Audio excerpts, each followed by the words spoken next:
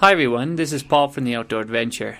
Today we want to look at how to make a double-walled alcohol stove with just one pop can or energy drink can. The most important thing is that you have a tall version of a beverage can.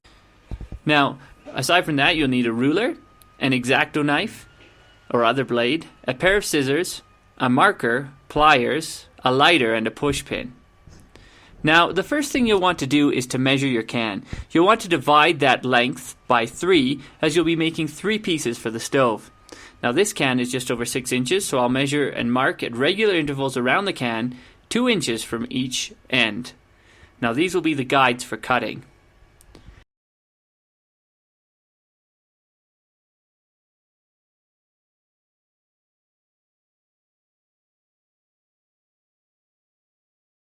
Now before you cut this can, you'll want to remove the top. To do that, you'll need that X-Acto knife.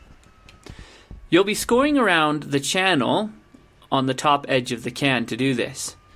Keep working your way around, scratching away, not trying to cut through, just working your way, scoring a line around that edge until you're most of the way through. Now here's the cool part. Just push through now with that blade in one part and work your way cutting through about a quarter of it. And push down the top with your thumb. Once you do this, you'll notice that the can tears around that channel that you've scored and pops right off into the can.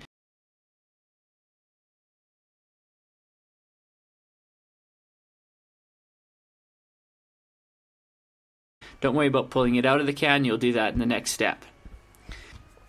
Now we're going to be cutting the can into 3 pieces. I start by taking that bottom line of dots that I made and score through it and cut with that X-Acto blade. Now I work my way all the way around till I have about 1/8 of the can still connected, and then I take out the scissors because it tends to tear at that point.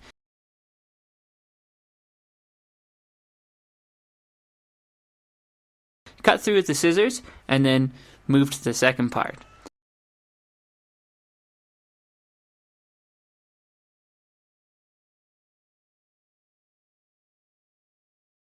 Now, on every can, they print a logo or an image all the way around, and you'll notice there's a seam on there which gives you a great straight line to cut on. If you cut along that seam all the way up to that next row of dots that you made, you'll be set for part 3.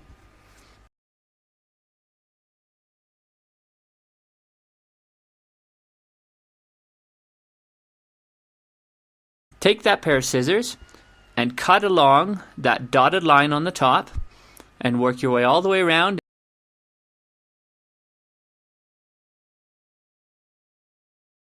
And now there you go. You have 3 pieces. The bottom piece, the second piece, which will be the inner wall, and the top piece.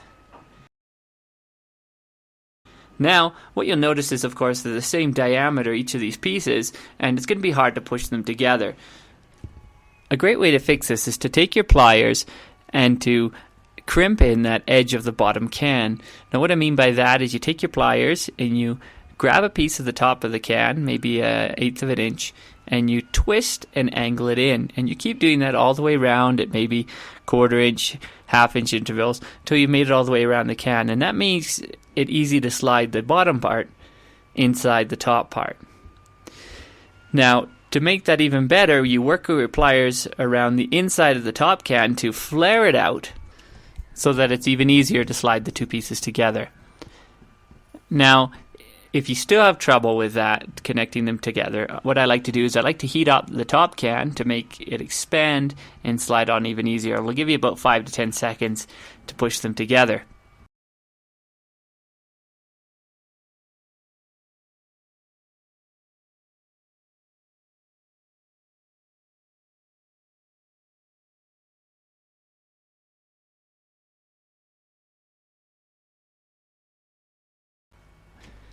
The inner wall needs to slide into the channel on the inside of the top and bottom pieces of the can.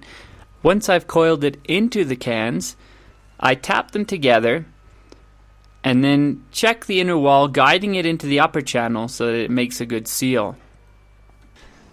All that's left now is to make the holes for the jets.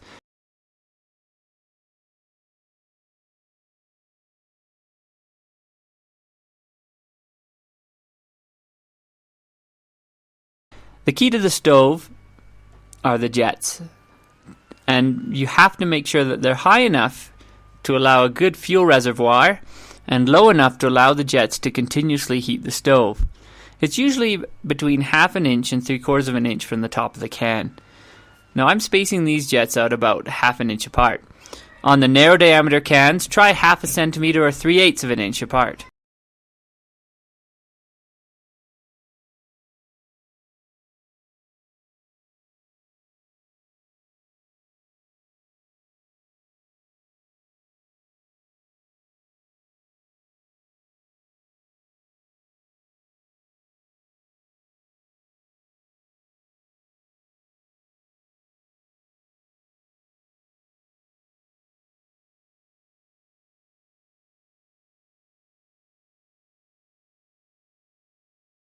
Now that's all that's left to do.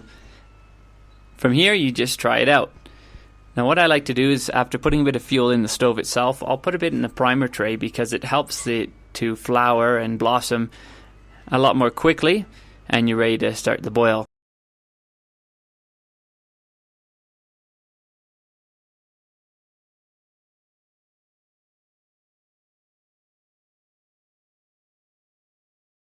So as you can see here, I've got the timer running. I've condensed it so you don't have to sit through.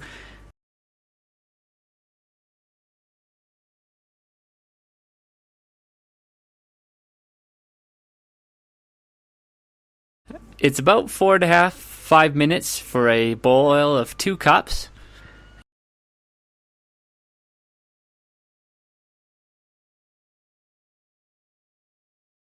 And after that, I've tried it with a liter of water and it took 7.5 minutes. So it's a pretty efficient stove.